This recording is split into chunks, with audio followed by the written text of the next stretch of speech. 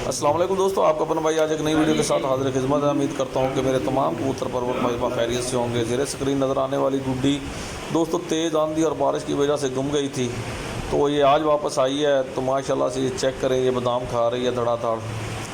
दोस्तों वीडियो अच्छी लगी हो तो लाइक एंड शेयर कीजिएगा, चैनल को सब्सक्राइब करें, बेल आइकॉन के बटन को प्रेस करें ताकि हमारी नई आने वाली वीडियो को बआसानी देख सकें। दोस्तों इस गुड्डी के आने की खुशी में खुशी तो सबको हुई, लेकिन लेले को बहुत ज़्यादा खुशी हुई, तो उसने ठुमके लगाए।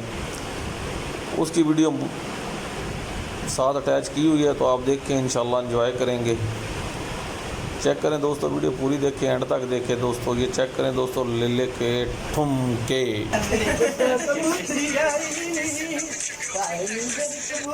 गुड्डो आई मैं ठुमकना लगा रहा हूँ, मेरा लाल ठुमकना।